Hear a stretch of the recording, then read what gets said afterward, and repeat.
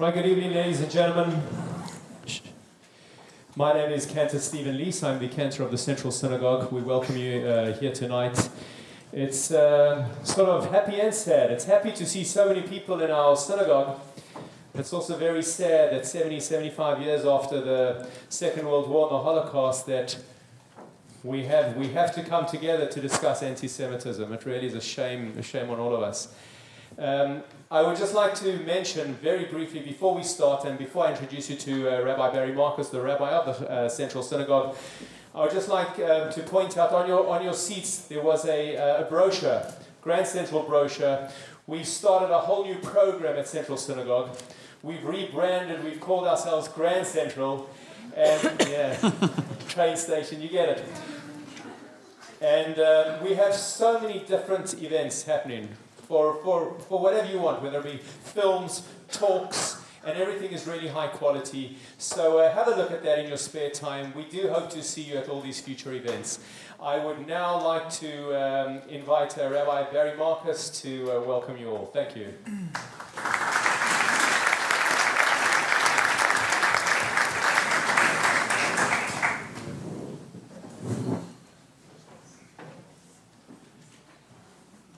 Thank you, Stephen. Thank you for all your hard work in organizing this and the other events. It's the second event that we've actually had in the synagogue today. A little earlier we had 200 imams, clerics, and various faith leaders who marched from Regent's Park and then stopped at our synagogue and went on to Westminster. So it's been quite an eventful day for us at Central Synagogue. I'd just like to echo what Stephen said a few moments ago. It's wonderful to see the hall full. It is, of course, sad that it's a subject that draws us here. If we had some little cooking class this evening advertised, I wonder how many people would bother to come. But then on the other hand, it's the first time in 20 years that we've actually had to turn people away from shul, from synagogue. I may have to see a psychoanalyst after this evening, after that. I want to welcome our very distinguished panel here this evening. Douglas Murray.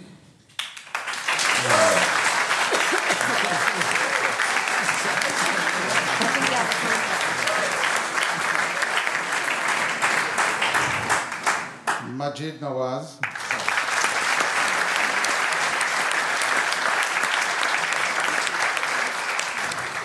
Brendan O'Neill.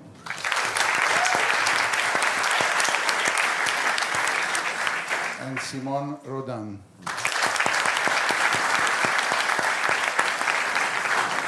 Last but not least, I'd also like to welcome our moderator, Dr. Alan Mendoza.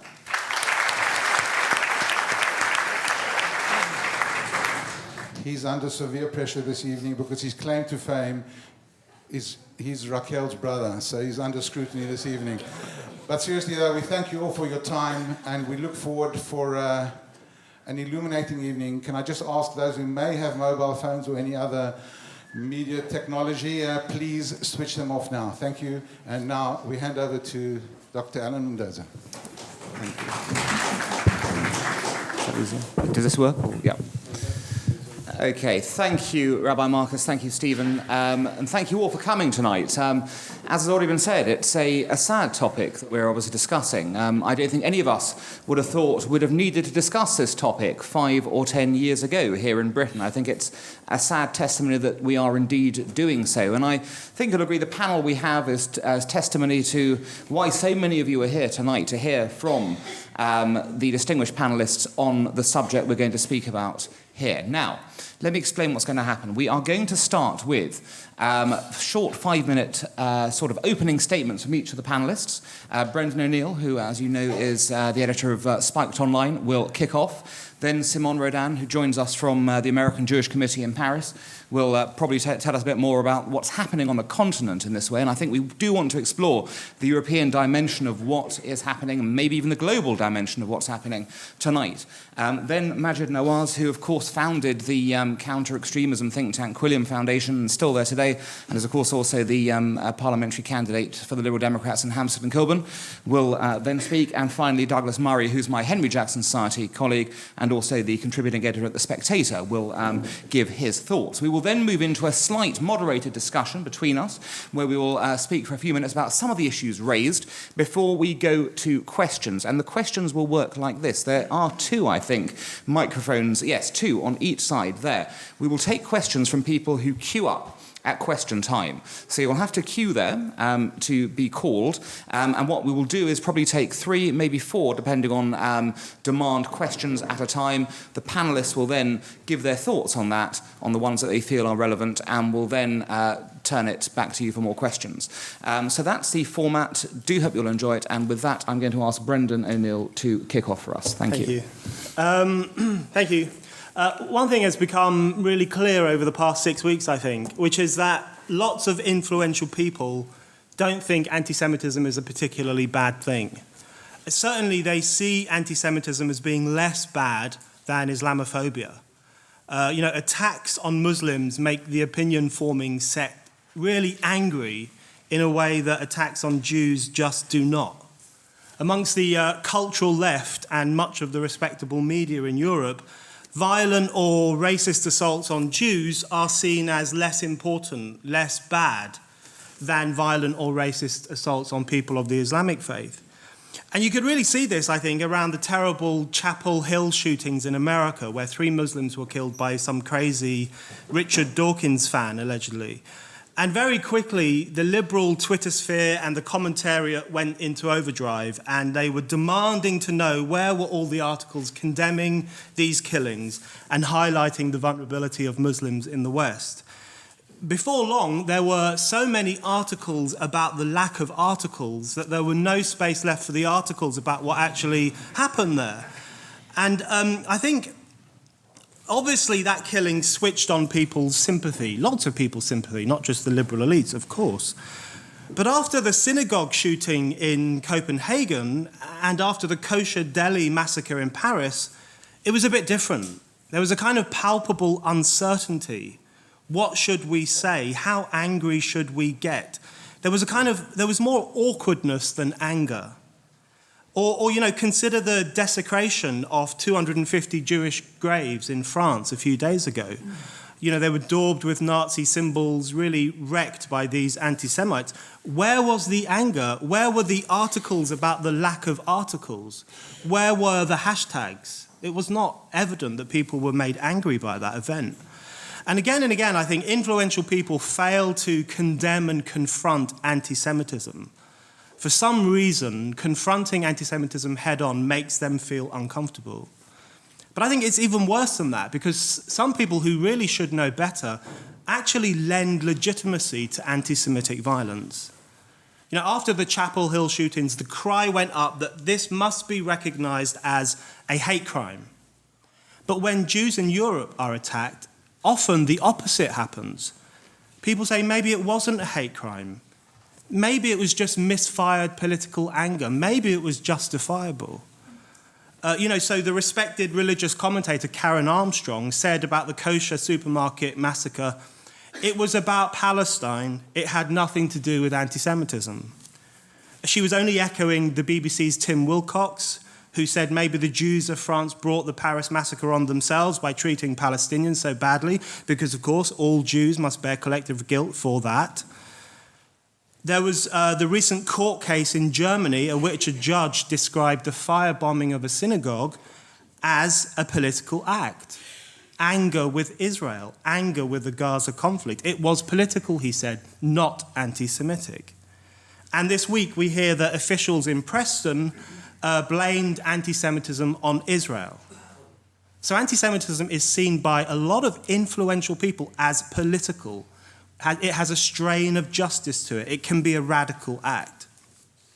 Why is there this kind of sympathy for Muslims and this discomfort when Jews are attacked?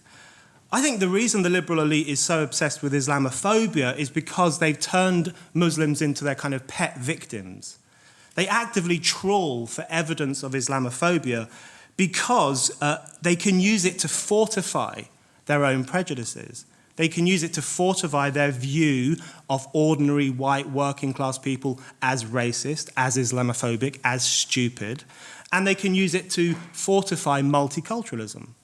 They can also use evidence of Islamophobia to silence dissent. Any criticism of Islam is now seen as phobic, hateful, racist. You must shut up. You can't say this, you can't say that. So these people have a vested interest in maintaining the myth of Islamophobia, and they go trawling for examples of it. And often it's the flip reversal situation with anti-Semitism. You, the individual, has to go trawling for information about anti-Semitism because they, the media, often ignore it. So what is the impact of this shocking double standard in relation to different forms of prejudice? I think it has a devastating impact. I think the inability of the liberal elite to confront anti-Semitism creates the space for more anti-Semitism. Because when the media and the cultural elites fail to confront anti-Semitism and actually even apologize for it, they give the green light to anti-Semites. I think it's really European society's acquiescence to anti-Semitism that is the key problem that we face, because they send the message that actually it's not that bad to attack Jews. It's kind of understandable. It's related to Israel and blah, blah, blah. What can we do about this? Just finally, I want to throw out a few ideas. I don't want to tell Jewish people how to conduct their affairs, but I do want to suggest, I want to posit that the current victim narrative being promoted by some campaign groups, the idea that all of Europe is unsafe for Jews, is not very helpful. I also think Netanyahu's interventions have been very unhelpful. His appeal to Jews in scary Europe to come to Israel actually contributes to the climate of fear. And this actually can also be a boon to the anti-Semites, because it gives them the impression that the Jews are on the defensive. They are weak. The anti-Semites are winning. But the fact is, Europe remains largely safe for Jews. The anti-Semites haven't won, but Netanyahu and others risk giving them the idea that they have, through depicting Jews as fragile and in need of rescue. I was really disturbed to read that Dan Uzan, the 37-year-old Jewish guard who was killed outside the Copenhagen synagogue, had been asking for younger people to take over his role in the months before he was killed.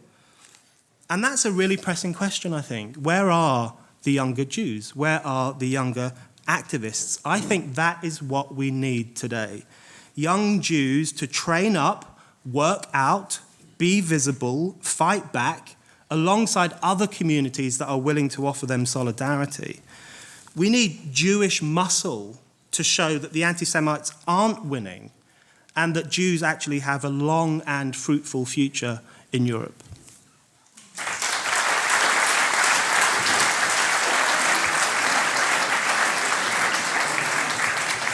Thank you, Brendan. Simon. Hello, thank you very much for having me. I originally wanted to say something else, but I was very inspired by your speech. The situation in France is probably the most serious for Jews in Europe. To some extent, what we saw over the past couple of months was not at all a surprise for the Jewish community. We knew very well that at some point or the other we would be facing an attack like this. We didn't know when, we didn't know against whom, we didn't know where, but we knew it would happen. We also know today that it will happen again, that it's just the beginning of something and it's certainly not the end. We need to look back to the situation over the past 15 years. You said earlier on that here in the UK you couldn't have imagined to speak about anti-Semitism 5 years ago. In France the situation is very, very different. We have seen an increase of anti-Semitism really over the past 15 years. When you look back to the years of 1998 to 1997, for example, we used to have about 85, 86 anti-Semitic acts a year. You go to the year of 2000, you suddenly jump up to 400 acts. And basically, ever since the year of 2000, we have not managed to go below that number. This year we had 840 anti-Semitic acts, becoming more and more violent. It has been an increase of 91% from the previous year, but there has been an increase of 124% of violent anti-Semitic acts, meaning these are not just insults. People get beaten up, people get seriously injured, and people get even killed. As you probably know, 4 people have been killed last month in the attack in the kosher supermarket. But when you look back to the previous years, in 2012, we had the attack against a Jewish school where Jewish school children and the teacher have been killed. You also can go back to the year of 2006 when a Jewish boy by the name of Ilan Halimi was abducted, tortured, and ultimately killed. So really the situation has gone from bad to worse. That means that basically we have let the situation gone from bad to worse. For a very long time, for the first few years, the government at the time, the Jospin government, was the socialist government, whenever Jewish community leaders would go to see them, they would say, well, it's not really anti-Semitism, it's just criminality, it's just hooliganism, it's nothing in particular to do with the Jewish community. So we wasted a lot of time. The situation has now become so serious that that now we can't turn away anymore. Only 6 months ago, the government would say, well, these are not anti-Semitic acts, it's intercommunal tension. Now we can't say this anymore. The government is starting to speak out, political leaders are starting to speak out, and we are very, very clearly starting to understand that the problem of anti-Semitism is not just an issue of the Jewish community, it's a problem for our entire democracy. When you have someone like the Prime Minister say that when Jews leave France, that means France is dying. It's something that he has repeatedly been saying. We're starting to understand that this is a major problem for the entire society. And to be very honest, I think it's a message that should be sent out to the rest of the world. It should be sent out to democracies all over the world, that if a democracy cannot protect its minority anymore, what does it mean for any democracy? What does it mean for the UK? What does it mean for the United States? What does it mean to any democracy in the world? So the government now in France is acknowledging it. I think it's a very important thing to do. But we also need to acknowledge where it comes from. And I think this is another part that has been very, very difficult.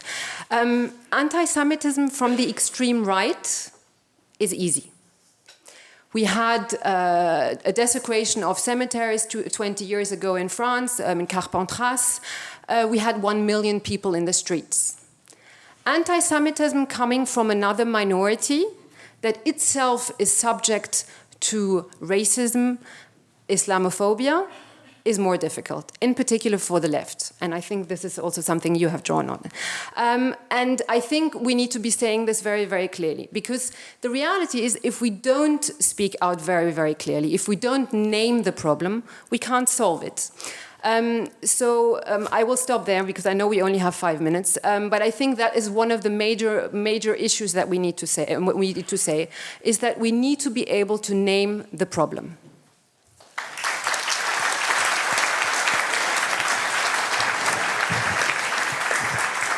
Thank you, Simone. Both of you have given plenty to come back to in a few minutes. But next, on to Maajid. Thank you, Alan. I'm going to ask everybody to indulge me for a second. I want to play you something, but before I do, I want to issue with a warning that it's going to be distressing for some of you. Talk about the activity of those people. There will be always, yes, it is freedom of speech, but. And the turning point is but. Why do we still say but when we...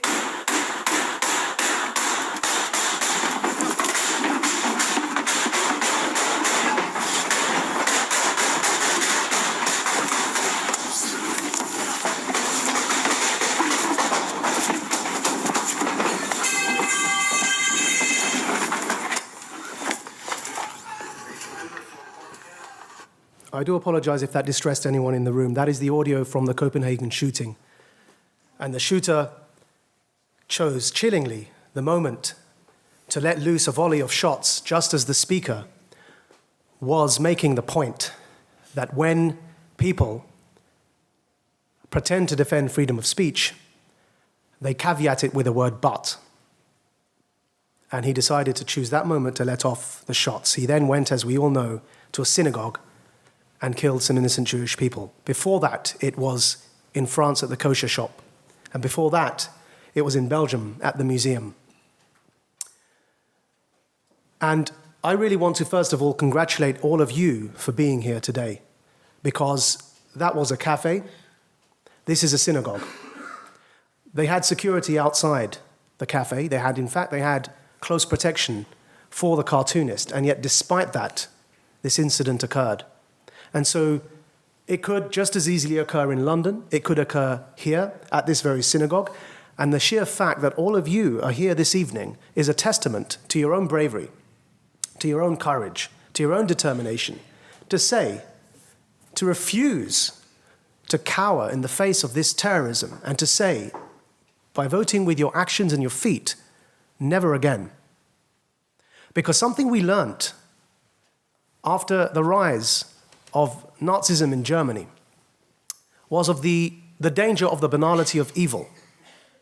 What we learnt is that if we allow ourselves to sleepwalk into an atmosphere in which people feel uncomfortable to speak their minds, in which people are slowly taken out, group by group, one by one, and this sort of obfuscation that we've just heard is used. Instead of calling a spade, people say it's not anti-Semitism, it's community tension. It's not about freedom of speech, but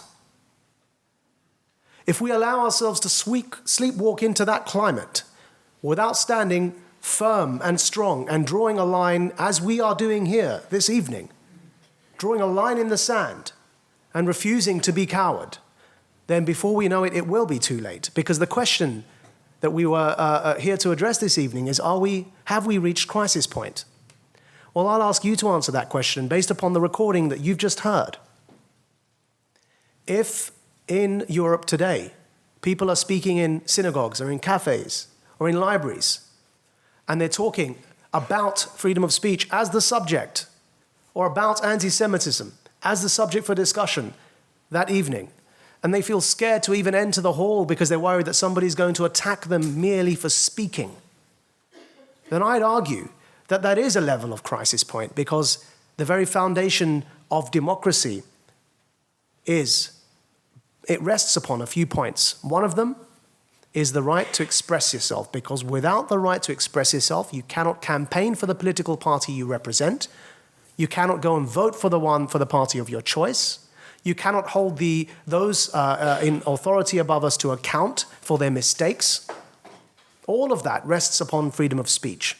And then secondly, to protect the minorities. Because as we've just heard, we must judge the worth, the merit of any society by how much it protects those who are the most vulnerable within it. My own journey to, some of you may know, I spent 13 years on the leadership of an Islamist organization. And my own journey to that organization began because of my own teenage black and white interpretation of the genocide in Bosnia against Muslims, and of the domestic racism I faced at home in Essex, where I was born and raised. We were chased down the streets. This is a year before the murder of Stephen Lawrence. And we were chased through the streets by a neo-Nazi paramilitary organization known as Combat 18. Some of you may have heard of them.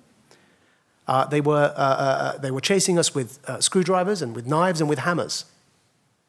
But there was one man who I refer to in my book, who I've never met since. And it's important to tell this story because it's why I'm here tonight, and it's in honor of that one man. I don't know how he's doing today. I don't know where he is, but I hope he's doing well. And I tried for the life of me to remember his name when I was writing my memoirs. And something in my head told me his name was Matt, so I decided to call him Matt. And I apologized to this man if that wasn't his name. But I found myself on one occasion surrounded by a bunch of neo-Nazi thugs, and they had hammers and they had screwdrivers, and they were about to literally beat me to death. I was 15 years old. And this man came running from across the street. I'd never met him before. And he was larger than me, and he stopped them all. And he said, "What are you doing? He's a child. He's a kid. Why are you attacking him like this?" And they turned to Matt and they said, "You must be a Paki lover." And then what they did is they proceeded to stab and beat Matt all over his body and force me to watch. And that man saved my life that night. And it's the reason I'm here today. Because what helped me leave my own anger and hatred behind was because of the actions of people like that. So when we hear the audio that we've just heard at the beginning of what I've just played, what I'd urge everyone to remember is that we have to draw a line in the sand. The solution isn't to leave Europe. Europe is your home. You belong here as much as everybody else, and if anyone on this panel has anything to do with it, we will continue to say never again. We will continue to speak out in your defense, even if it means at risk, because we know the consequences of what happens if we allow that line in the sand to shift and move to a point where it's unrecognizable. And I will end by saying that, of course, we have to acknowledge where the threat is coming from. President Obama gave a speech yesterday, and I fear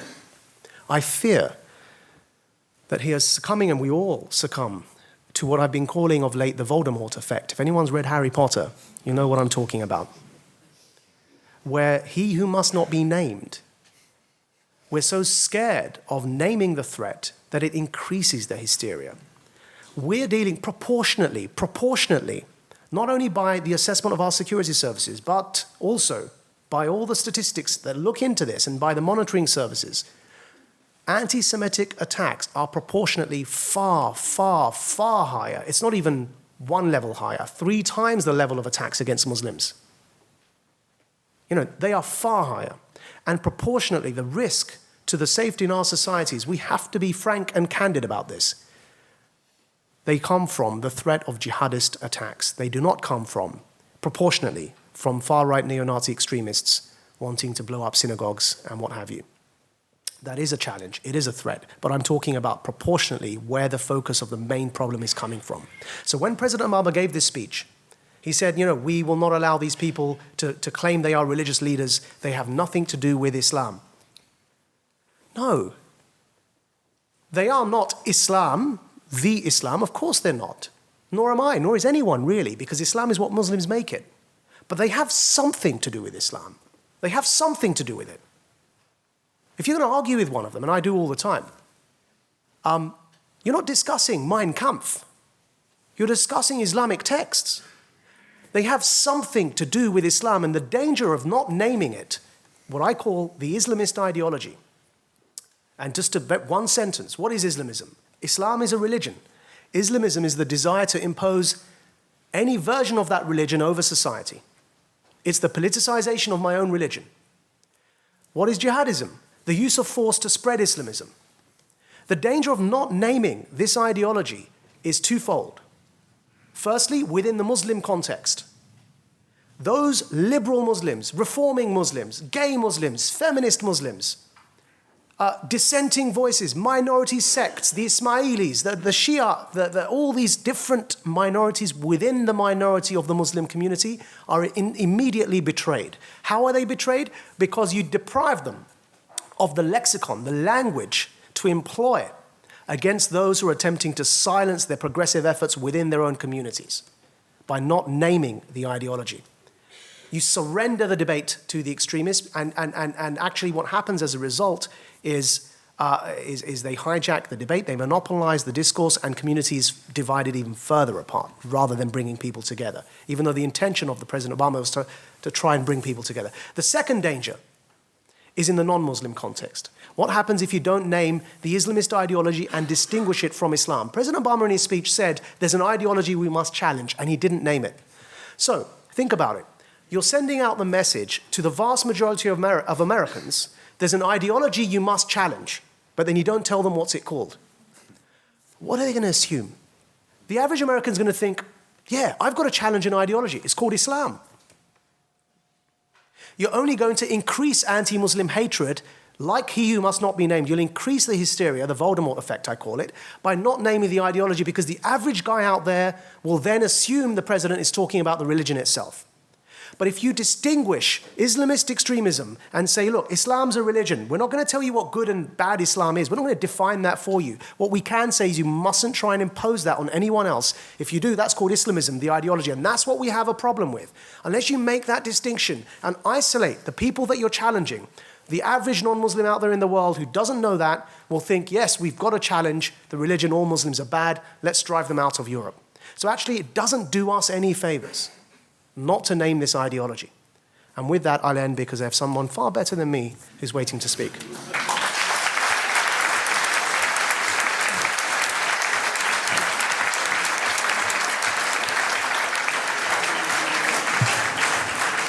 And finally, thank you, Maajid. Douglas Murray, finally.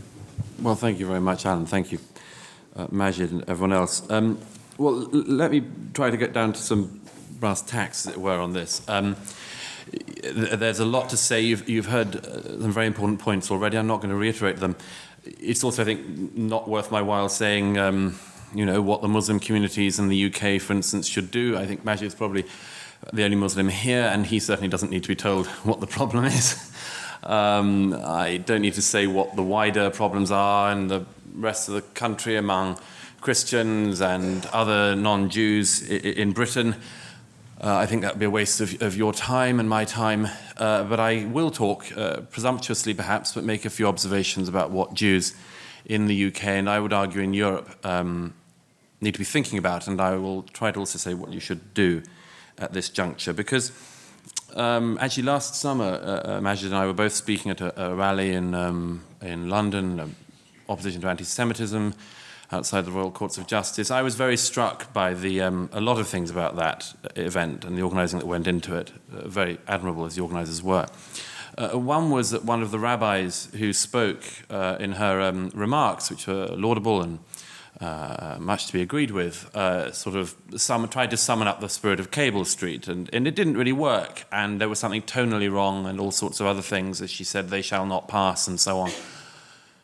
And afterwards, I sort of realised what it was. I said to her that, the problem is it's no good saying they shall not pass. Who? If we see people in jackboots goose-stepping down the streets of East London, yes, they shall not pass. We'll all be there, Jews, non-Jews, Muslims, and so on. Yeah, we'll be there. But if you're not even willing to say who shall not pass, you're sure as hell not going to be able to stop them passing. And that's just the start of your problems, ladies and gentlemen, as a community.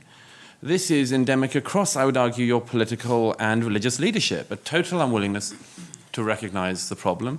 Only speaking about anti-Semitism if you also say that you decry Islamophobia and so on, which embeds what I think is a very ill-judged term. I think there are a whole set of other problems as a community, as I say, observing it from the outside and without any axe to grind on this. Other problems you have a problem of communal leadership. You have a problem of embedded and often too large and frankly obese organisations which, apart from anything else, often try to stamp down and stop initiatives that do come up. And this is a big problem for your community.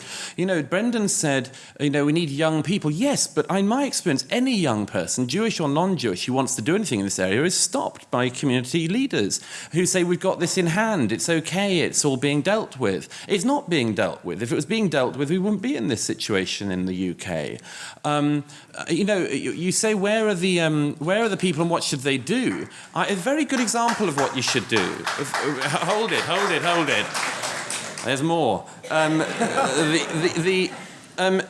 The group that just sprung up this week, Jewish Human Rights Watch, they're called, started on Monday morning. Great initiative. This is the sort of thing, you won't get it from any of your communal leadership. This is a very good example of what you do. Small group of young activists, they went outside the War on Want headquarters in central London, and when those people who work for War on Want, which is a rabidly anti-Semitic, I would argue, as well as anti-Israeli organisation these days, which at the moment is trying to distribute plastic guns on campuses in the UK to awaken rage, if it isn't already there, among young undergraduates about the crimes of the State of Israel. War on Want that is using its charitable status to do that. Monday morning this week, for the first time, people turned up for work at War on Want, and there were people standing with banners saying War on Want equals war on Jews. They're calling for a boycott, of course, War on Want, BDS against Israel. The people had banners saying 1933, 2015, it always starts with a boycott, this sort of thing. First time somebody who works for War on Want doesn't just turn up in the morning thinking, oh, what a wonderful organisation I'm part of, and polish their halo and wonder what they can do to defame Israel today. Instead, they turned up for the first time and quite rightly were for the first time confronted by people who were saying, you work for a disgraceful organisation. That's the sort of thing that should have been done years ago, started years ago in this country. But, you know, it isn't, because as a community, your bar is so incredibly low. I mean, the years I've gone to things and heard, you know, people say, I mean, really, it's as bad as, I have to say, it's as bad as Je suis Charlie, which I'm deeply, deeply aggravated and upset by. You know, it's very disturbing hearing that recording from Copenhagen, because my friends organised that meeting and were shot at in it, and one of their colleagues was obviously killed. And it happens a lot these days. And for the first time, actually, Jews aren't the first targets. As my friend who was at that meeting said to me yesterday, you know, first they come for the cartoonists, then they come for the Jews now. That's the new order of business.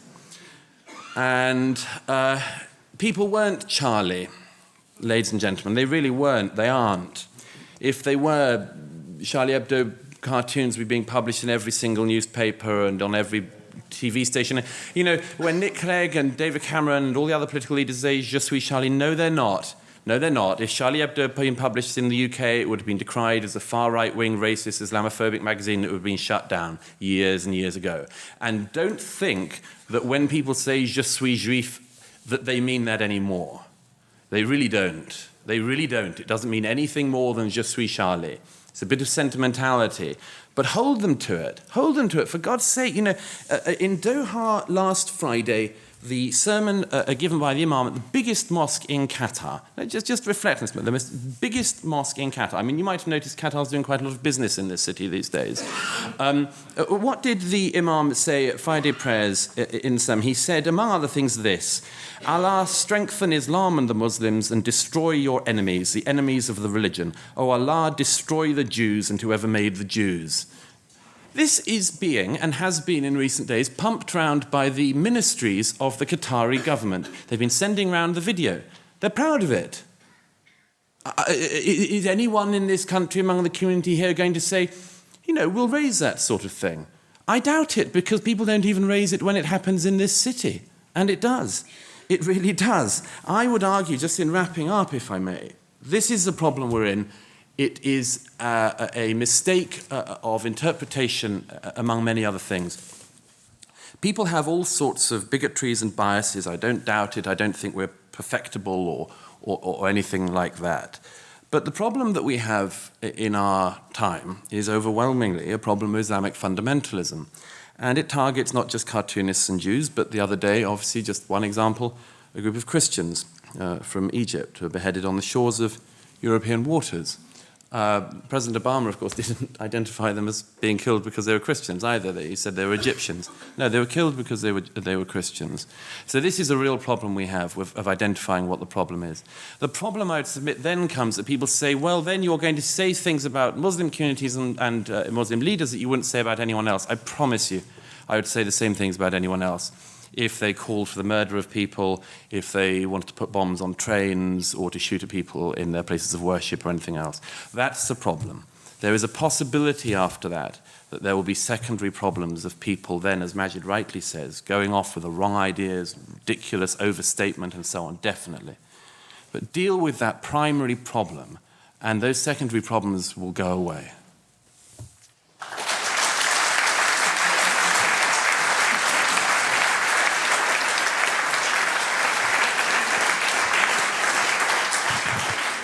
Well, plenty of food for thought from the panel on a wide variety of topics, but I think I'm going to dive straight in and pose the question to each of you, because this, I think, is where the discussion has gone, and each of you have alluded to it in some way.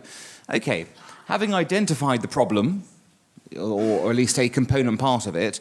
What do you do about it beyond identifying it? Identification is, of course, fantastic. What you've all said, yes, we need to identify it and do that. But having identified, say, there is a problem particularly of Islamist anti-Semitism in France and the continent and here, what's the next step? What is the process that either government or society should do to actually tackle that? Brendan, I'll throw that to you first. I think there are two things we need to do. I think there's a short-term thing and there's a longer-term thing. The short-term thing, I think, is we have to stop acquiescing to anti-Semitism and be more confrontational when we see it. And that goes for everyone in society, people who are influential, people who work in politics, people who work in the media.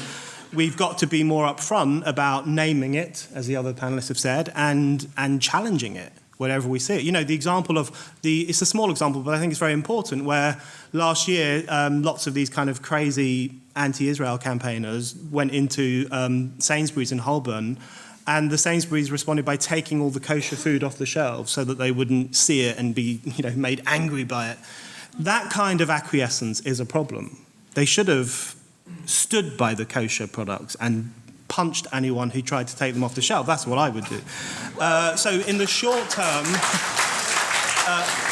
in the short term, we need to stop acquiescing to anti-Semitism and challenge it. In the longer term, I think it's a bit more complicated, but I think we need to talk about what are European values, and we need to talk about Enlightenment values and the values of freedom and tolerance and justice and democracy, and the fact that these are what define our societies. Because I think a lot of radical Islam in Europe is actually ignited by the unwillingness of European societies themselves to stand up for their own traditions and their own values. And what you do, when you do that, when you live in a society, like, for example, Obama the other day saying, stop having a go at these Islamist people because we did the same 80 years ago, and we did the same in the Inquisition. You have this constant expression of self-loathing in the West, which is really bad, because that, I think, really inflames Islamist sentiment. Why are all these young Westerners going off to join ISIS? Because they hate their own societies. Why do they hate their own societies? Yeah, it might be because they watched an ISIS video in which some finger-wagging imam told them to hate their societies, or it could be because they've grown up in societies that refuse to teach them the values of their societies, which in schools that don't tell them that the West and the Enlightenment are good things, in universities at which being pro-Enlightenment is basically racism. They've grown up in societies that educate them to hate their own society. So I think in the longer term, we really need to get a handle on the West's own turning of its back on the Enlightenment, which I think inflames certain groups within our societies to hate their societies.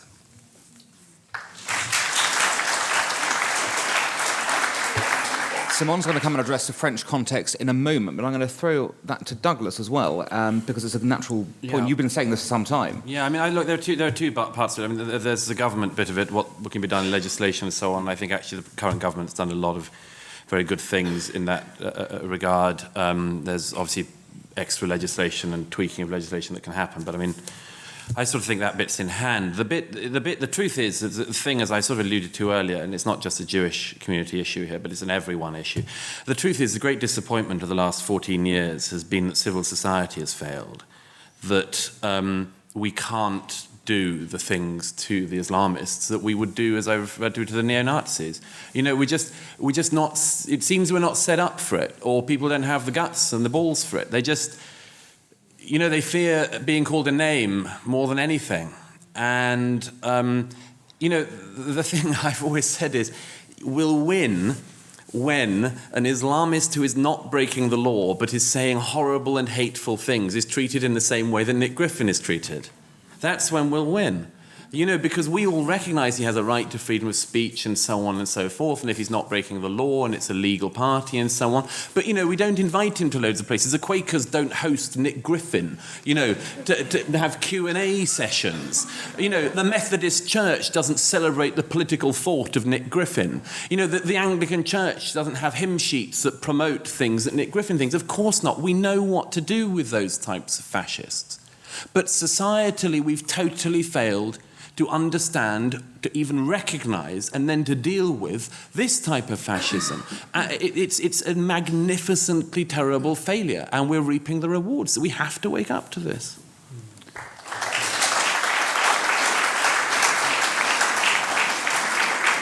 Maajid, by all means answer the main thrust of the question, but I'm curious about one thing as well in this. Now, surely, within the Muslim community, the first victim of Islamists are normally Muslims actually themselves, and around the world that's certainly the case if you look at the violence in the Middle East elsewhere.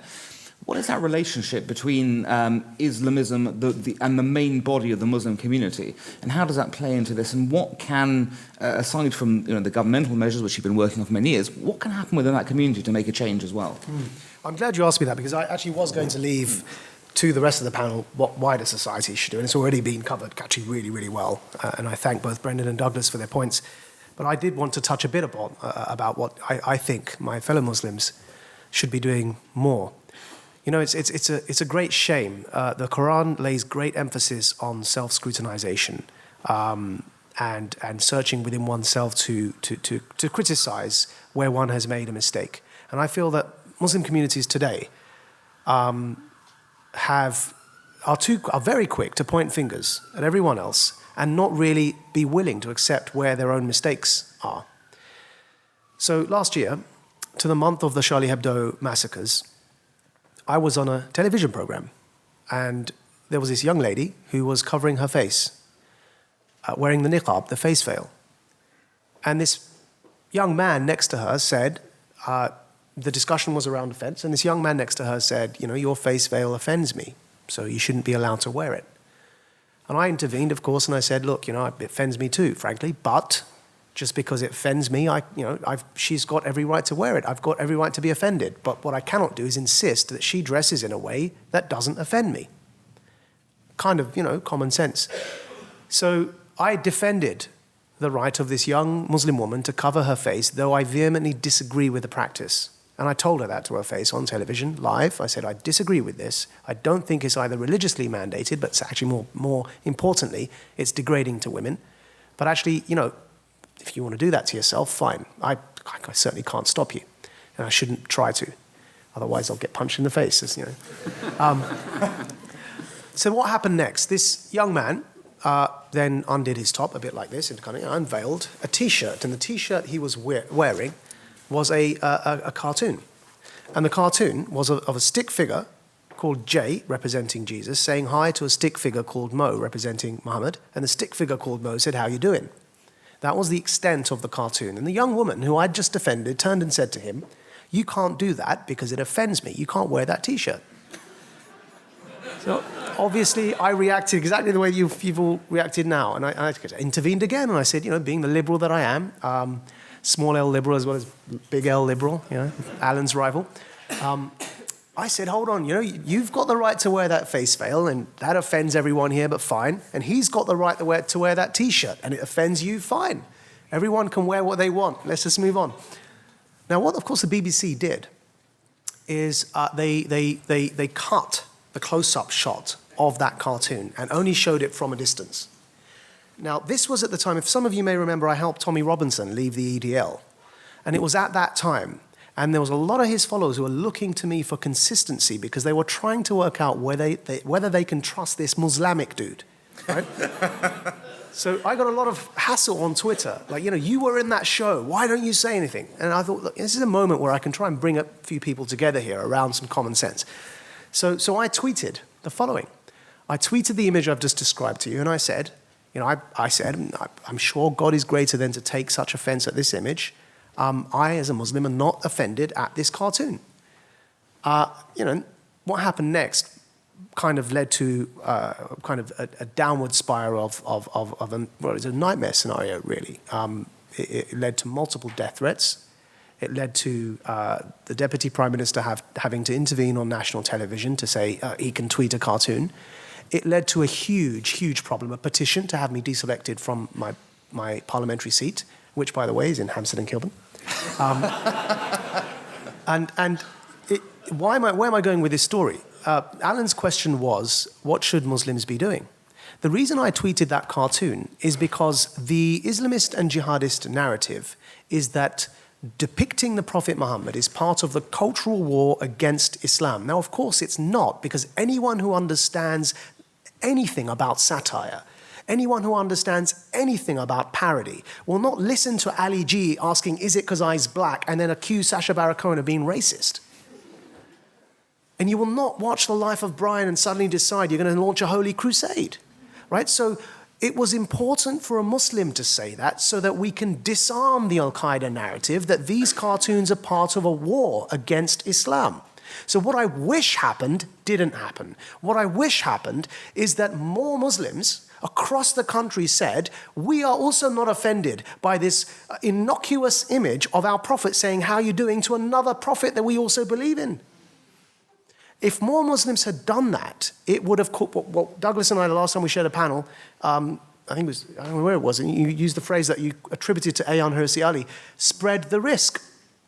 It would have spread the risk to a point where it would no longer have been dangerous for people to express themselves. Now, every time we try and draw that line, the problem is it fails because people don't assume that risk. The risk isn't spread. We betray those voices and leave them standing alone, so literally they're shot to death. And that's what's got to stop. So part of my role is going out there and saying to other Muslims, there is nothing to fear. You say Allahu Akbar when you're killing someone. It means God is great. Surely God is greater than to take offense at such images.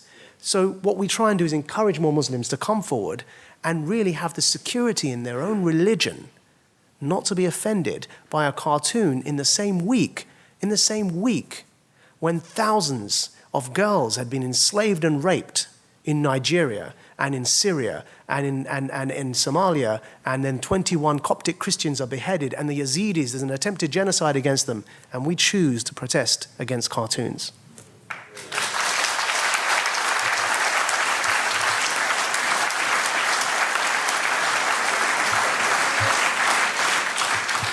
Well, thank you, Maajid. I also think it's an appropriate time to recognise the bravery of Maajid and the other panellists who've spoken out about this.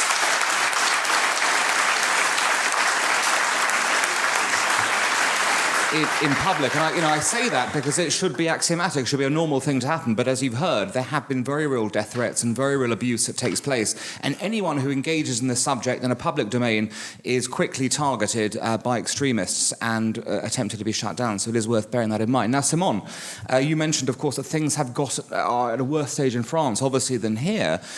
In a sense, is it too late almost in France? The Jewish community appears to be wholesale upping sticks and leaving. The French state appears completely unable to get a grip on the situation. What, in your view, what needs to happen there to salvage the situation? Or can it be salvaged? The situation has indeed gone far too long. It is possible that it's too late. The Jewish community, particularly in the banlieue, in the outskirts of the big cities, live in a situation where tiny little things they do are actually acts of courage. When you're a religious Jew, you live in Sarcelles, outside of Paris, and you want to go to synagogue, or you want to put a kippah on your head, it's actually an act of courage, because you can either get beaten up or worse. Most Jews have taken out their their kids from public school in these areas. There are nearly no Jewish school children in public schools anymore, because they face threats, insults, get beaten up. So what do Jewish parents do? They put their kids in Jewish schools. Now, when you put your kids in Jewish school, you also take a risk, because look at what happened at Toulouse. And today in France, Jewish schools are protected by soldiers, by army personnel. Obviously the Jewish community in those neighborhoods are in total distress. You spoke earlier on about numbers. I want to give you one number, is that the Jewish community is about 500 to 600,000 people in France. They represent 55% of all violent racist acts. That is meaning that less than 1% of the French population have on their backs 55% of violent racist acts. So that's the situation. What can be done? It's not easy. First of all, one of the things I would very much like to have is someone like Maajid in France. The Muslim community has been extremely silent. We have very, very, very little outspoken Muslim leaders. We have literally no one on French TV. Now, unfortunately, someone has taken the space by the name of Tariq Ramadan. I believe most of you do know him. If that is the solution to French Islam, then we have a serious problem. So what we need to see in French society is young, modern Muslims who speak out, reformist Muslims who speak out, who are willing to confront a huge problem in their own community. That's one of the things that need to be done. It's not an easy thing. We have tried to encourage, we have tried to help, but it's honestly not up to the Jewish community to do that. But we're trying. The other thing that we need to be able to see, and also is civil society. You mentioned this early on. We have seen very, very little from civil society.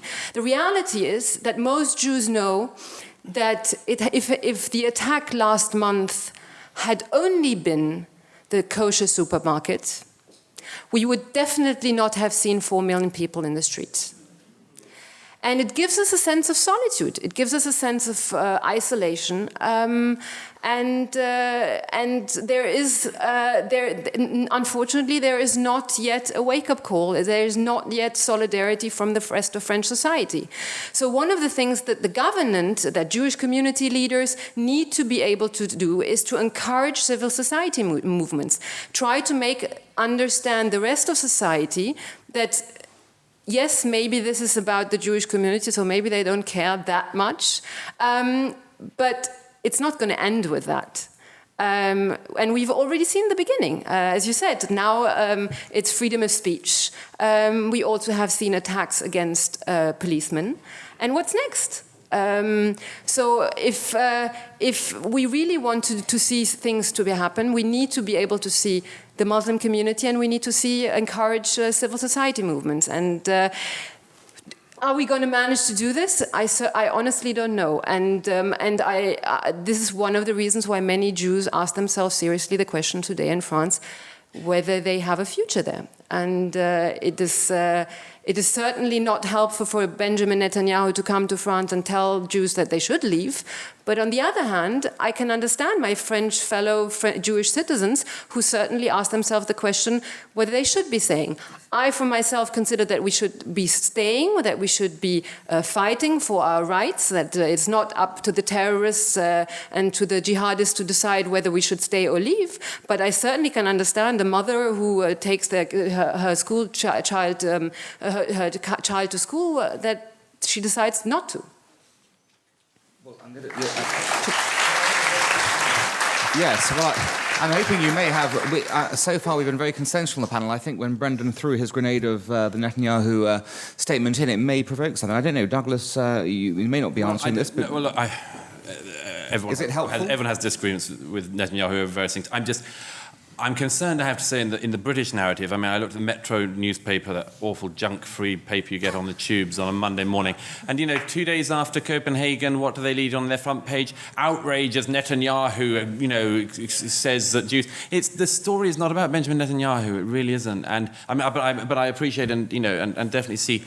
Obviously, sensing what Brendan and others have said. I just want to make a very quick point about the French thing, which is I have a lot of friends in France and a lot of Jewish friends in France, and one of the things that struck me very much in recent years is this: that the problem that French Jews have, to my mind, is that they are in the middle of a pincer movement, which fortunately in Britain we don't have.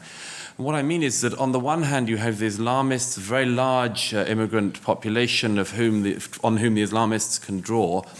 But the main reaction to that comes from the Front National. And there you have this terrible problem that it is possible that historically the solution to the Islamist thing, the only one is coming from Marine Le Pen. And She may not be her father, but do you really want to put your future in the hands of somebody whose father is a Holocaust minimizer? No, of course not. So this is the problem. Now, in this country, I just think, one ought to recognize the things that we don't have. We don't have that problem.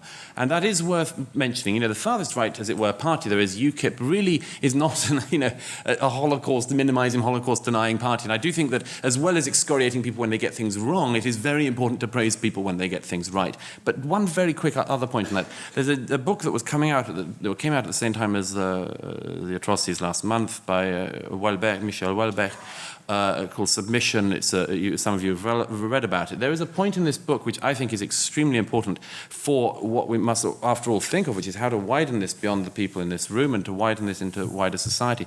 The most important thing in this novel is a moment where the French professor, not to give away the whole plot, there's a French professor who France is becoming a Muslim country in 2024, and the Jews are all leaving, and this professor, who is not Jewish, he's a sort of atheist Frenchman, likes his pleasures, is speaking to a Jewish friend who says they're off to Israel. And there's a very, very important point in the novel where this man said he realizes he doesn't have an Israel. Now, this is a very, very important thing to tell people in general in this country. And it is far beyond Jews. I don't have an Israel. This is it. If you care about a decent, democratic, broadly pluralistic society in which you can live the life you want to live, this is the best deal, and I don't have a get-out option. Now, other people need to know that.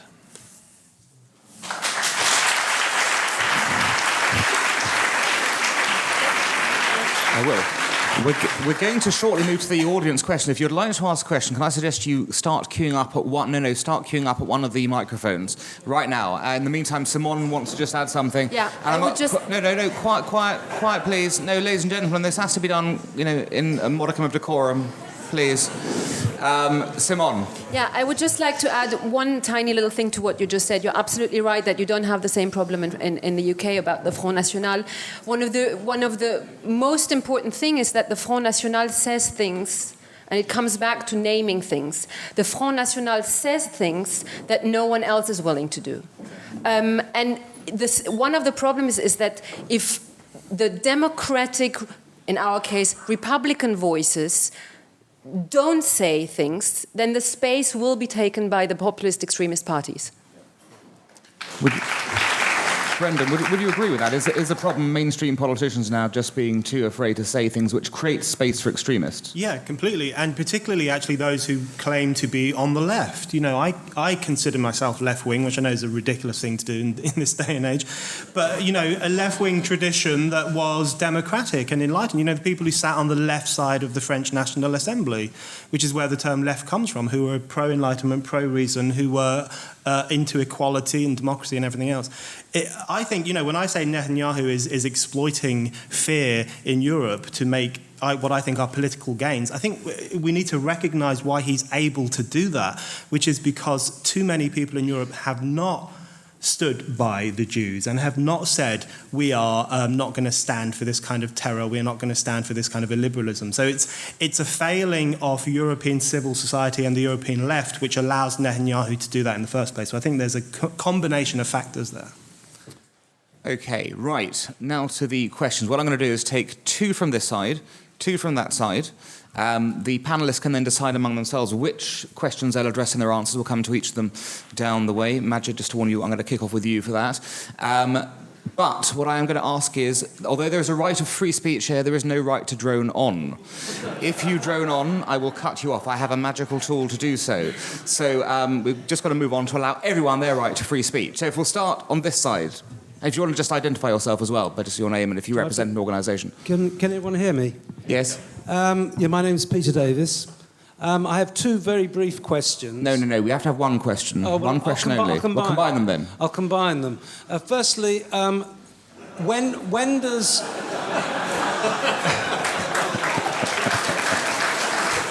That's brought to an extra 10 seconds of thinking time. Yeah. When does unreasonable and often inaccurate criticism of Israel become pure anti-Semitism? Okay, I'll leave it at that one then. Thank you. I'm sure there'll be a long answer for that one. Yes. Sir, your name? Edward Ben Nathan. Why is it that the lack of objection to anti-Semitism seems to come more from the liberal left, which I know Brendan's just referred to, but I don't understand why? Okay. When speakers could they sit down just to make space? Sir, you're next. Your name?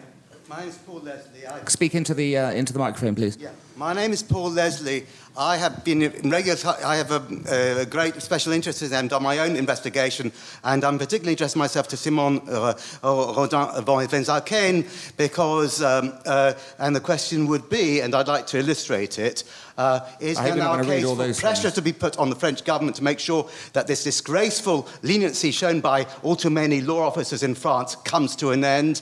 I've been in regular touch with Michel Gefankiel, Véronique Schemla, Schmulchegano. I phoned the editor of Actualité Juive. Okay, what is the question? No, I need to fake. No, you don't. What is the question? The question is there a case for pressure from abroad to make sure that the judicial system punishes as they should be punished these things? I'll illustrate it by what my own findings. No, we don't have time. I'm sorry.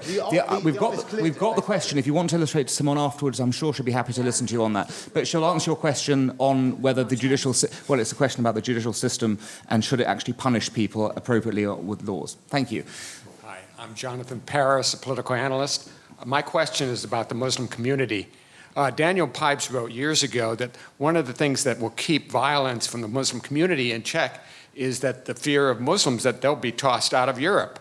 I don't see these negative incentives working. I don't see anybody talking about negative incentives. Is it even right to talk about negative incentives? In other words, when Netanyahu talks about moving to Israel, he's giving an incentive to the French to shape up, to keep their Jews there. What about giving the Muslim community an incentive to shape up, to keep their people in line? Right. Okay, so 4 very different questions. It's up to you how you would like to take them. Maajid, I'm going to start with you. You don't have to answer all of them. You can pick the ones you'd like to. I'd like to pick on Peter. Not pick on Peter. I'd like to pick Peter's question and Jonathan Paris. So let's start with Peter Davis. Peter asked about when does criticism of Israel become anti-Semitism. My friend was here until just now, and he decided to leave as the question started. But his name's Neil, and he and I have a common, we have a joke with each other. Is that he often comes. He's my agent as well. He comes to when I speak. He comes to the event and he says, "All right, I'll give you 10 minutes. We could be speaking about anything. The last time we had a conversation, it was about something entirely unrelated. It was actually at the Frontline Club, and the conversation that we were having was about free speech and cartoons, and someone put their hand up. He timed it. He said, I'm going to time it now. Someone put their hand up and said, but what about Israel? And it's a running joke between Neil and me, is that it literally, you can check your pulse according to the timing that it takes for somebody to say, what about Israel? Now, I happen to belong to a political party that has a member of parliament belonging to it called David Ward.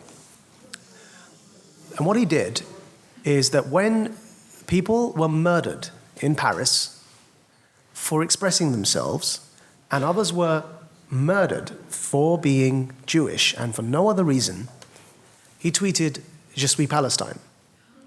Now, we can reverse that, and I hope Muslims, if it were reversed, would just feel how hurtful such a sentiment at such a time can be. So we've heard here reference made to the Chapel Hill murders. We don't yet know what the motivation was, but they were 3 Muslims. They were visibly Muslim.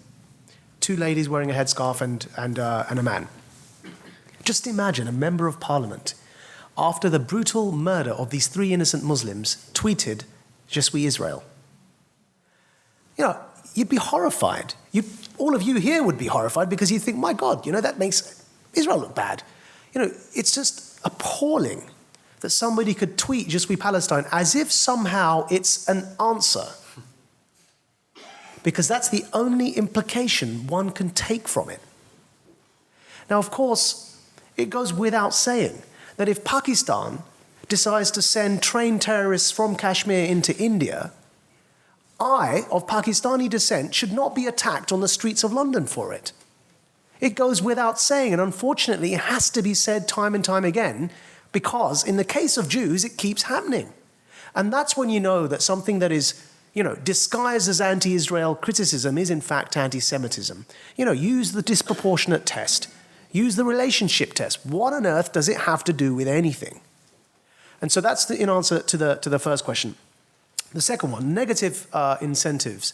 The one thing we do have to be careful about here is that part of what Brendan referred to in terms of reasserting Enlightenment values across Europe for everyone is that everyone who's born here is a citizen, and unless except if they have dual nationality, dual citizenship, and they go and join a foreign army or something, but if they are British citizens, regardless of their religion or the colour of their skin, you can't just deport them for misbehaving, just like you can't deport white working class lads for misbehaving. So we have to consider, part of the solution is, when we talk about reasserting Enlightenment values and liberalism, it is reasserting it across the board. So that wouldn't be a disincentive. However, I'm sure Jonathan wasn't saying that because he was just giving an example. What I think Jonathan Paris was saying is that actually what other disincentives within the context of European society can be referred to here in such instances to incentivize Muslim communities to do more. Well, a lot's being tried, whether they are letters from Eric Pickles or, all sorts of outreach efforts. And so I won't go into them too much. What I would say is there's only one point I want to touch on, and that is the partners matter incredibly. Recently, and Douglas alluded to this in his remarks, recently some Jewish leadership bodies have reached out to supposed leadership bodies within Muslim communities. The partnerships matter. We cannot whitewash what some people are saying just because they're willing to stand and pay lip service, say, yes, actually, you know what? Yeah, you shouldn't be killed because you're Jewish. Yeah, you shouldn't be. Nobody deserves thank you for saying that they don't want to kill you. Right? That shouldn't even be, that is at the bare minimum. Right? I don't deserve a pat on the back for saying I don't want to kill you guys. So what we really look at when we reach out for partnerships, I'm talking about the Muslim Council of Britain here, right? When you reach out for partnerships across communities, the bar shouldn't be set so low that we're happy with them just because they're saying they don't want to kill you. If at the same time in their Friday sermons they're preaching, and yes, God kill the Jews instead, or anti-Semitic stuff, or anti-woman stuff, or anti-anything stuff, right? So what I'm saying is that I'm suggesting that when Jewish community leadership bodies reach out to Muslim communities, one of the things they need to start doing is actually insisting on a liberal, democratic, pluralistic, human rights-based criteria for engagement, and calling it out when it isn't that, and not just being satisfied with the fact that, yes, we found someone, a good Muslim who doesn't want to kill us.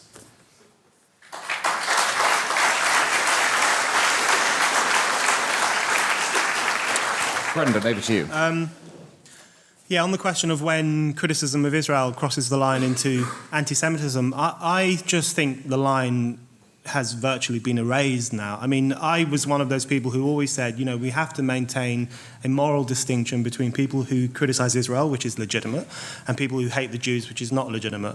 But the line is hard to find now. And I think what's happening is that all the things people used to say about the Jews are now projected onto Israel. I mean, the similarities are amazing. People always go on about how Israel loves killing children. You never hear this about any other warmongering state. You don't hear this said about Britain, for example, when it launches wars, or Pakistan. It's always Israel loves killing children, which is a rehabilitation of the old prejudice about Jews sacrificing, killing children. Israel controls Western politicians. It's just a bringing back to life of the old prejudice that Jews secretly control society behind the scenes. Israel is the source of global instability. Every time there's a poll in Europe of these kind of chattering class Europeans, they always say Israel is the number one source of global war and instability. It's the old idea that the Jews are the source of instability in your society. They are the cause of your problems. So I think all those prejudices that have existed about Jews for hundreds of years are now being just projected onto Israel. And I just think it's indistinguishable now between those two things. And that's why anti-Israel protests are so ugly. If you ever go on them, they are just visceral and ugly. In relation to why the left is the least vocal about anti-Semitism, which is odd considering that the left poses as progressive and anti-discrimination and anti-racism and so on, I think the left has really lost the plot. over the past 20 years. And what's happened to the left over the past 20 years is that it's gone down the road of conspiratorial thinking. I mean, from the anti-globalization movement onwards, it's gone down the road of being anti-banker, anti-rich person, anti-Starbucks, thinking that the world is controlled by all these secret financiers who are kind of running our minds and running our lives. You can really see that in all the new left-wing movements. WikiLeaks is 100% built on conspiracy theories. Read anything by Julian Assange. Julian Assange is indistinguishable from David Icke these days. Or if you look at, and of course, WikiLeaks has within its ranks, lo and behold, anti-Semites. If you look at the Occupy movement, the Occupy movement is very conspiratorial, always going on about the evil bankers, their secret deals, how they're controlling the world. Lo and behold, Occupy was founded by an anti-Semitic magazine called Adbusters, which in 2004 published an article that no one ever talks about now, which listed all the people close to George W. Bush and had a black mark next to the names of the ones who were Jewish. And the headline of this article was, "Why won't anyone say they are Jews?" This was published in Adbusters, a trendy, respectable left-wing magazine which founded the Occupy movement. So I think what we've seen with the left is they've gone down the conspiracy theory road. They've given up on trying to analyse and understand society, and instead they talk about these secret cliques, these neoliberal cabals, these gangs of bankers who run everything. And of course, the end result of every conspiracy theory in modern history is the Jews. They're behind everything. You know, scrape away the bankers, there's always going to be a Jew there somewhere. So I think the left has gone down this dangerous road, which means that it now flirts, often quite openly, with anti-Semitic theories about the problems in Western society, sometimes expressed through the spectre of Israel. So that's why I think the left is incapable of challenging this prejudice, because it contributes directly to this prejudice, and it keeps this prejudice alive. And I completely agree with Douglas and others who have said that there's a real problem with young Muslims, Islamists, and others who are adopting this prejudice, and they need to be stopped with punches or whatever. But we also need to recognise that it's contributed to by a left that has become intellectually lazy and also quite prejudiced, and promotes a conspiratorial view of Western society and of one particular community within Western society.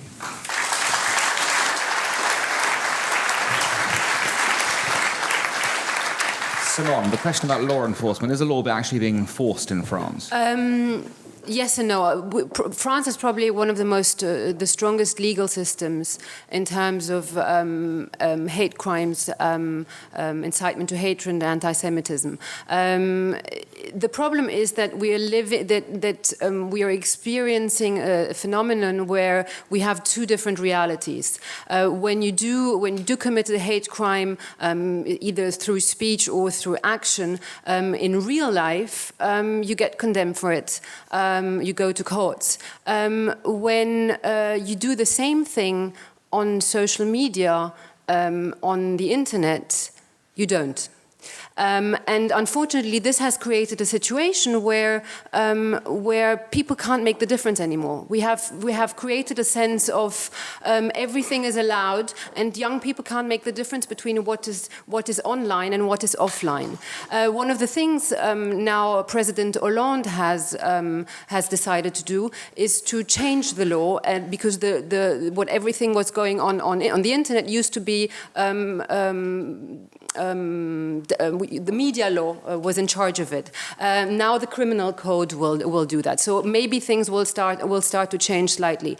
But that has been a huge problem, because the distinction simply can't be made. I just would like to say one tiny little thing. For those of you who ask yourself the question in terms of the difference between when does anti-Semitism, when does anti-Zionism or anti-Israel expression become anti-Semitism, I would suggest to go and look on the internet on something called the working definition of anti-Semitism. It's a very useful tool. It came out of a conference back in 2005. I will just read to you some of the things that are said in there, and I think they're pretty useful. Examples of the ways in which anti-Semitism manifests itself with regards to the state of Israel, taking into account the overall context, could include denying the Jewish people their right to self-determination by claiming that the existence of the State of Israel is a racist endeavor. Applying double standards by requiring of it a behavior not expected of or demand of any other democratic nation, using the symbols and images associated with classic anti-Semitism, for example, claims of Jews killing Jesus or blood libel to characterize Israel or Israelis, drawing comparisons of contemporary Israeli policy to that of the Nazis, and holding Jews collectively responsible for actions of the State of Israel. I wish we would be using this definition more, because I think it gives us a very clear context on what makes the distinction of someone who simply criticizes the policy of a government the same way it would criticize any other government, and actually anti-Semitism. Okay, Douglas has waived his right on this question, so we're going to go to the next round, but we'll start with Douglas there. Over here, yes. No, sorry. Excuse me. I'm Rosalind Pine. I just want to ask Maajid a question. I don't really want to hurt your feelings, but I can think of two great Muslims who disagree with you. One is Ayaan Hirsi Ali and one is Abdel Sisi. And with regard to the latter, he made a speech in which he said it's actually Islam is the problem, it needs reforming. Is this a viable option? Okay, other side. David Behrens. My question is this, that the problem, I think, goes back longer than 10, 15 years. I think it goes back 40 years ago and arises because of the failure of the Jewish community to realise the problem. There's been hatred being preached in the mosques 40 years ago. And my father, who was on the Manchester Representative Jewish Council, was told he couldn't say anything in the interests of good community relations. Is it really realistic that there can be reform within the Muslim community if this is a problem that goes back so long ago and people have been radicalised for so long? Back to this way. Jeffrey Ben Nathan, Simon, we're off to Paris next week to see our French family, our French Ben Nathan family, only to find out they've all made Aliyah to Netanya a couple of weeks ago, last September actually. The question to the panel, though, in very simple terms, almost yes or no, is do the members of the panel believe that the silent majority of Muslims here in Britain and indeed in France are a silent majority disapproving of what's going on in the Muslim world, or actually a silent majority actually quietly approving? Thank you.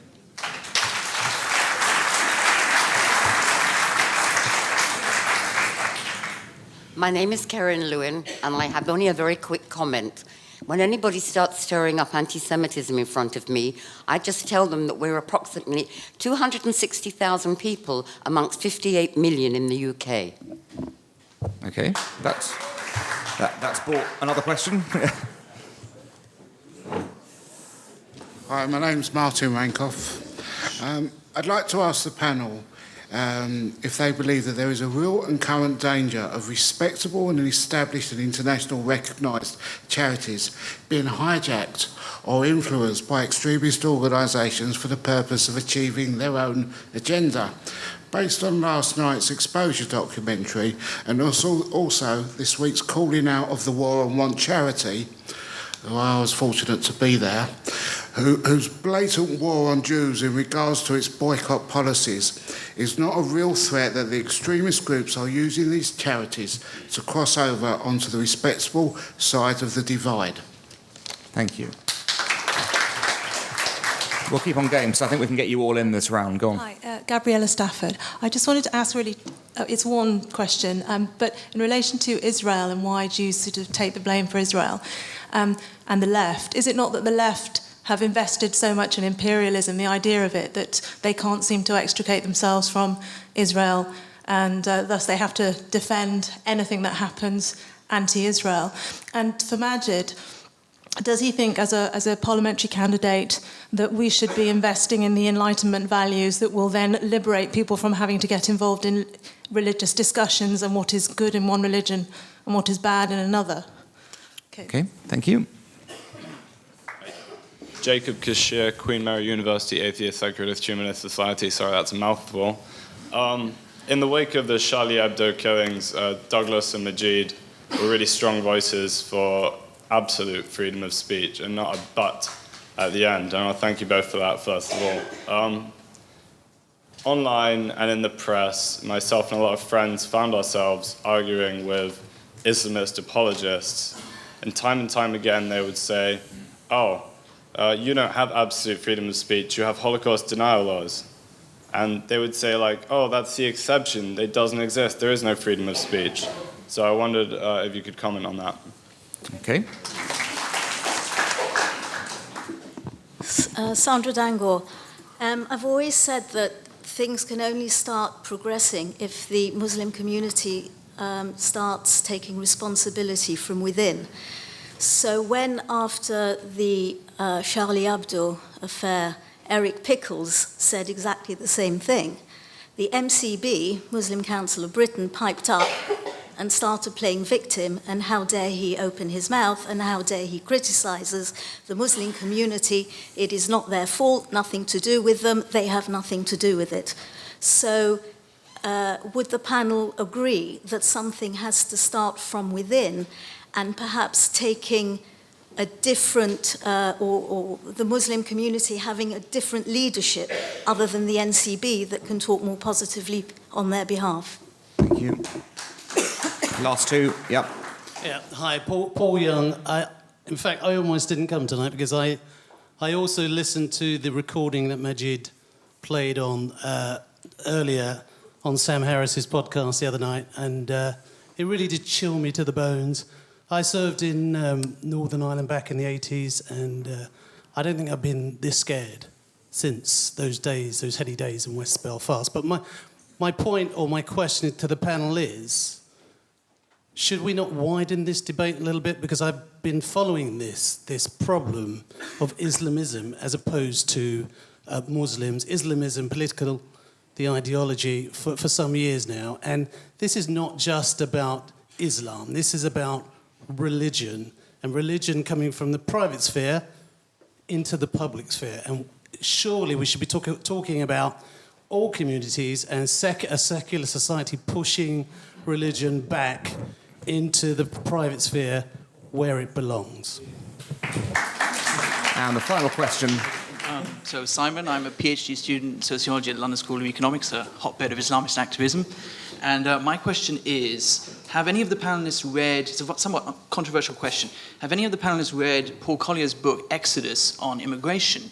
And given Paul Collier's conclusions about when certain communities reach a critical mass, that they become impermeable to the general values of civil society, of the majoritarian values of that society, do they believe, and this is the controversial bit, that some restrictions on immigration and perhaps even on asylum seeking should be imposed so as to give the country some breathing room and give the country, and this applies to France especially, some opportunity to better integrate and better assimilate its new citizens? Thank you.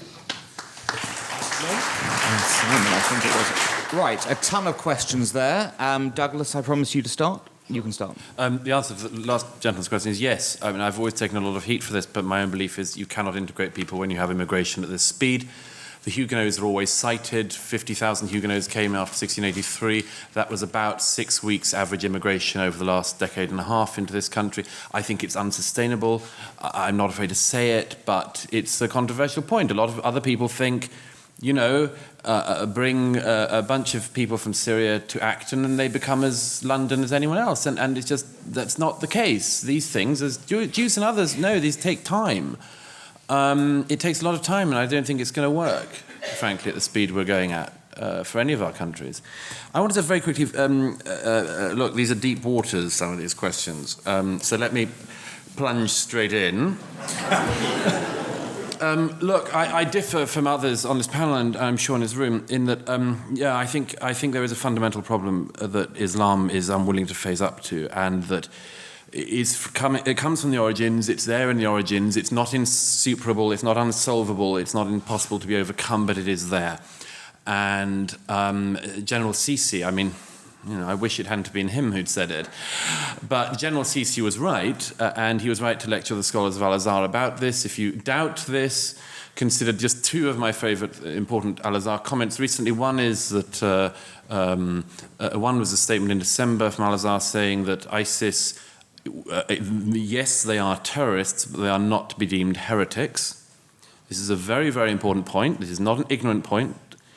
And the second was the reaction to the burning of that brave young Jordanian pilot. A senior scholar of Al-Azhar says, the Imam says they had violated the laws of Islamic prohibition on defiling a body. And what must be the punishment for the people who did that? Crucifixion.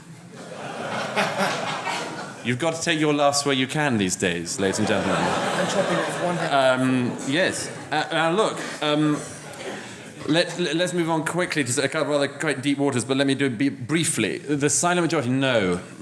We know that it's not a minority problem within Muslim communities in Britain we're talking about. Why do we know this? Because a dear friend of mine called Mehdi Hassan very kindly provided me and you with an article 18 months ago saying anti-Semitism among Muslim communities in the UK is endemic and rife and commonplace. He said it is, and all Muslim readers will know what I'm talking about, our dirty little secret. This cannot be reiterated often enough. That's Mehdi Hassan, who I don't think anyone would describe as a progressive. But let me very quickly, finally, on this business about the free speech and Holocaust denial laws, there are reasons why France and Germany and countries on the continent have Holocaust denial laws, and it's important to know why. I'm against them because I believe in the tradition of Milton and Mill that bad ideas will be chased out in a free expression and free speech. Bad ideas will be chased out by good ideas. And that in a free and open discussion, there's no way that the Holocaust deniers will win. There's no way. The only chance they have to win is if we shut down the discussion and people get lazy and flabby and forget their facts, and then the people who know most about it end up being the deniers. That long term is the problem, and that's why I'm against them in long term. But let me reiterate, there are reasons on the continent why they have them. But just very quickly, if I may, on this free speech issue, which it comes back to, I started on it and I want to finish on this for me. The free speech issue matters so much, and why people are literally gunning for it so much is the following reason. It is an accident of Scandinavian history that a cartoon and cartoons ended up being the front line on this. Pure accident. I care about this not because I'm a cartoonist, but because it could have been anything else. It could have been a piece, it could have been a book, a novel, a song, it could have been an idea. What they are trying to stop is the idea. This is a very well-chosen target. They have chosen their targets well, and they've chosen them carefully, because people now do not want to talk about the idea. And some of the things I say, I know that they make people uncomfortable, but increasingly it's more than discomfort that people say. That is why the terrorists are doing so well. They can only win if they stop us being able to speak and express ourselves. And that is why the cartoon matters so much. As my friend who organised that meeting in Copenhagen said to me the other day, it is about the cartoonists first and then the Jews. And people say, well, why don't you stop publishing cartoons if they offend people? Why don't you impose effectively a de facto Islamic blasphemy law? She said, it's because what are we meant to do about the Jews? Do the Jews have to stop being Jews? What's the next target after that? What's the thing that has to stop because it offends people after that? That's why the line has to be drawn so clearly on this. Unadulterated freedom of speech, including saying things that people find offensive, because it's the only way that the correct and good ideas have any chance of winning, and they have to win.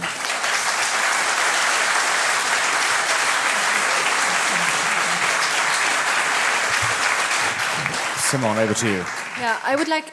You said much of what I had much better, but what I wanted to say. I would just like to say something about the silent majority. In France, in November 2014, a couple of months ago, a poll was done for the first time about anti-Semitism in public opinion, and a second poll was done on anti-Semitism in the Muslim community. It was a very scary poll. because it shows that a vast majority of Muslims hold anti-Semitic views. Going from Jews have too much power in finance, Jews have too much power in media, there is a Zionist conspiracy that is controlling French and world society, etc., etc., etc. The scarier thing about it was that there was no distinction in terms of age, no distinction in terms of socioeconomic status, no distinction in terms of education, no distinction whether they were in the banlieue or whether they were in nice suburban areas.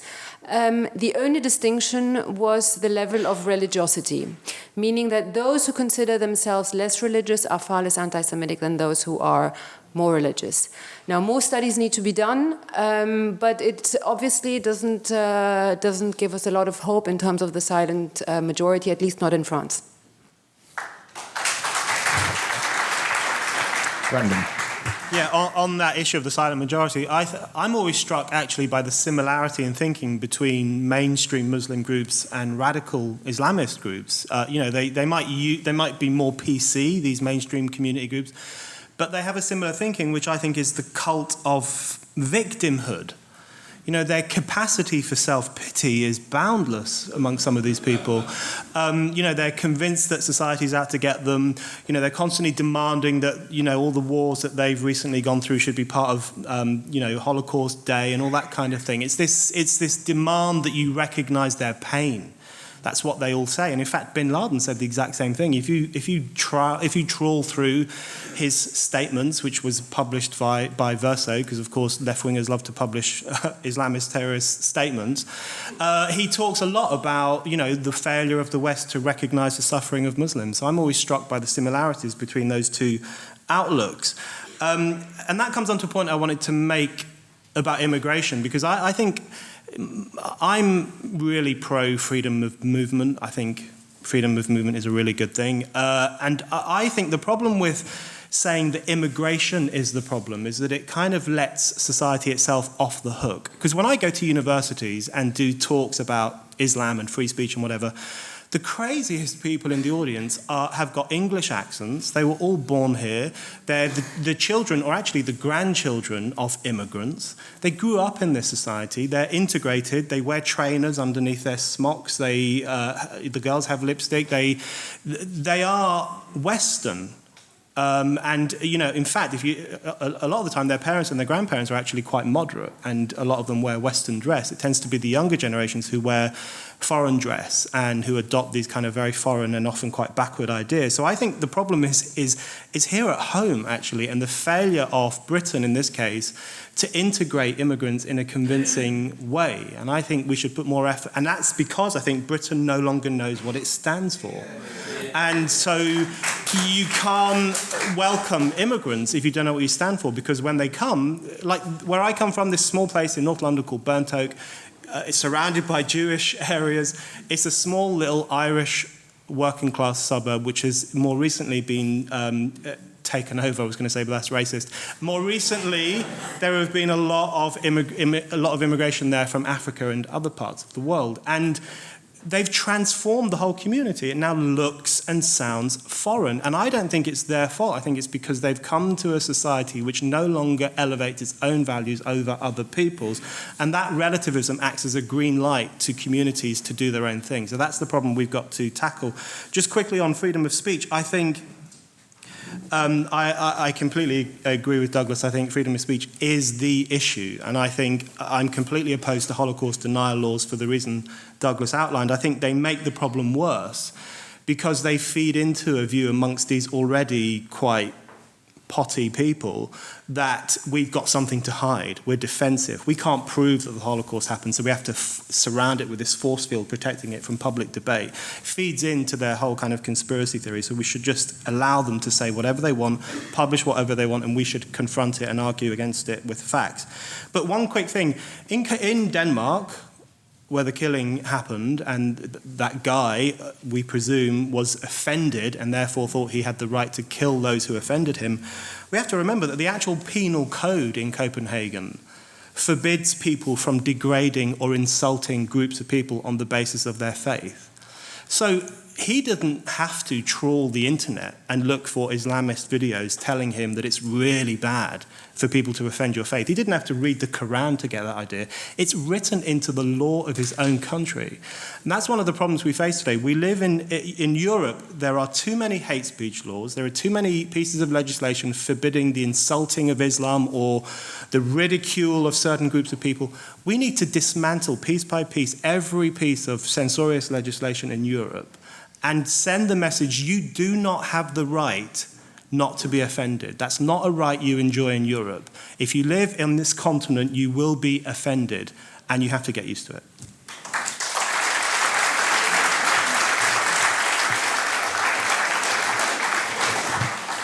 Maajid.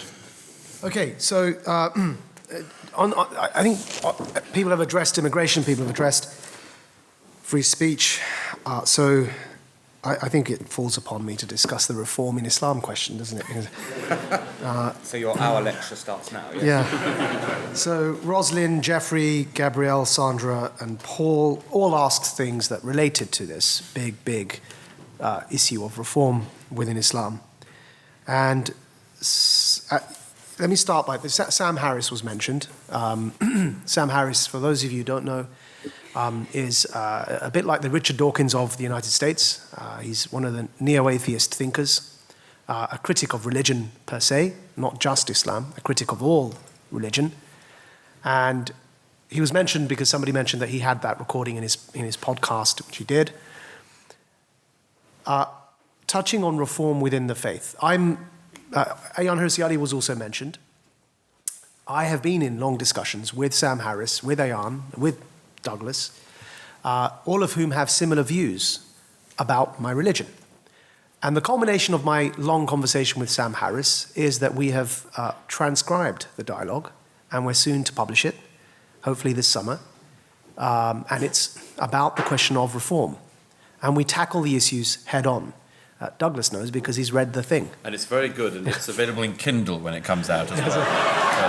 I'll do the plug because he's not going to. So, as well as print, yeah, both. And print.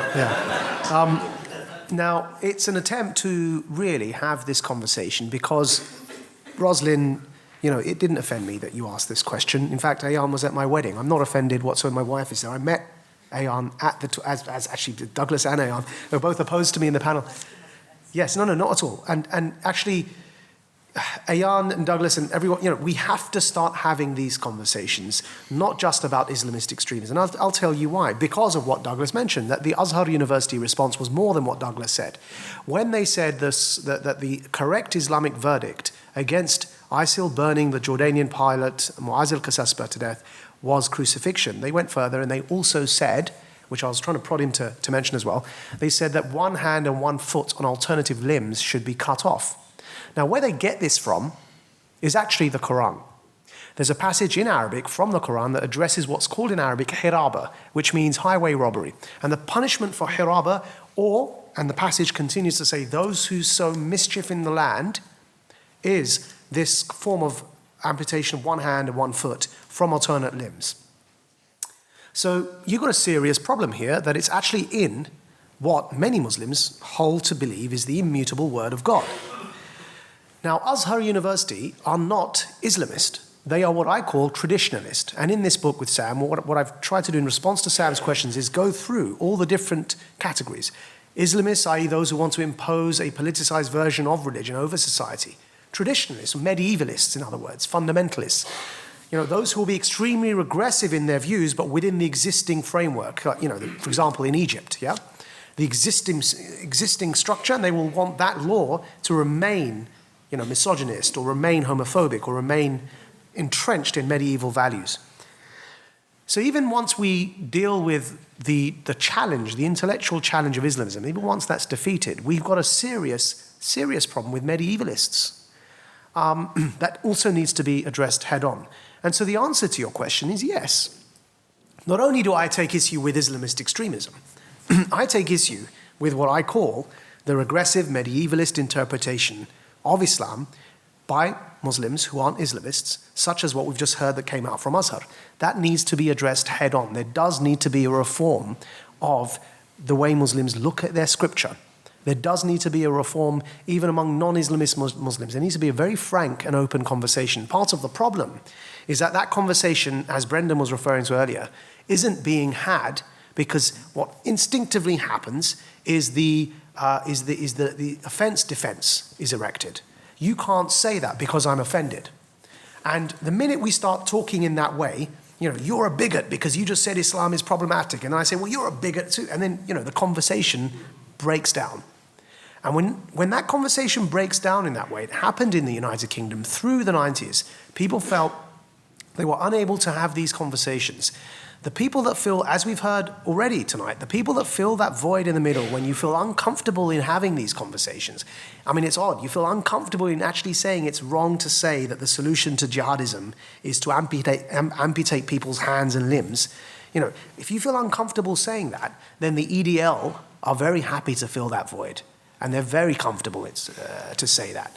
And that's what happens when we feel like we can't have those conversations. So yes, the answer to Rosalind's question, to Jeffrey's question, to Gabrielle's point, to Paul asking about religion, to Sandra, the leadership have failed us. And yes, the answer is that we need, as well as challenging Islamism within Muslim communities, we need a reform discourse. And what's the answer? What's the alternative? Well, I would argue, let's not get stuck in the kind of what's a good Muslim, what's a bad Islam, what's good Islam debate. I don't care how many times somebody prays at home and what they cover their head with and how long their beard grows and how high their ankle trousers are up to their shins or whatever.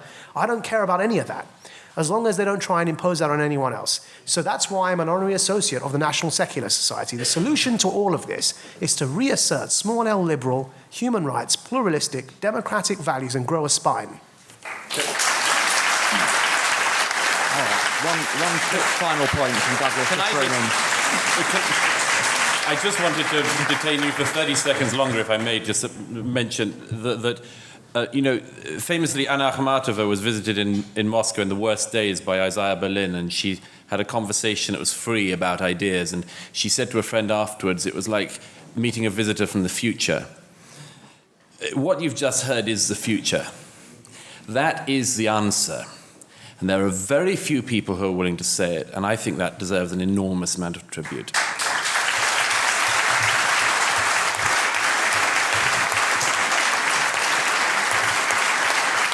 Well, I'm afraid we've run out of time for tonight. It just leaves me to thank the panel. But before I do, I think two things have come out of tonight that I think need to be said. The first is obviously that this is a problem, the ownership of which belongs to everyone in this room. Everyone in this room has a part to play in solving the problem and doing something about it. You've done something tonight by coming, it's true, but there's more that can be done and needs to be done by all of you to join with non-Jews, others, to participate in this and to fight this cause. It's not a Jewish issue, it's an issue for society. That I think we've heard quite openly tonight on the panel. And the second thing is, and I don't want anyone to be left in any illusion about this, the issue about reform that we've heard here, say within the Muslim community, it's very important for us to understand. This is not a question of Muslims v. everyone else in this question. This is about everyone else and Muslims against extremists. Yes, there may have to be a conversation within that community about this, but this cannot be seen by Jews or others as a vilification of one particular community here. It's very important we say that, and say that. Because the solution can only be a long-term solution if we have support within that community for these goals as well. So that's all from us now. I want to thank Central Synagogue for their part, and I think Rabbi Marcus is going to give the formal end note now. Thank you.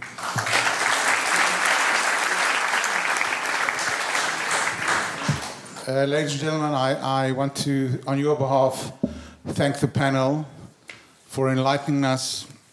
I want to thank Stephen for his efforts, and maybe this will be the opening of a wider dialogue, as you just alluded to, Alan. I don't want anyone to walk out of here feeling depressed and uncomfortable, despite what we heard from Simon in terms of France. So I think one of the things I'd like to suggest, firstly, is to thank the courage of our panelists here.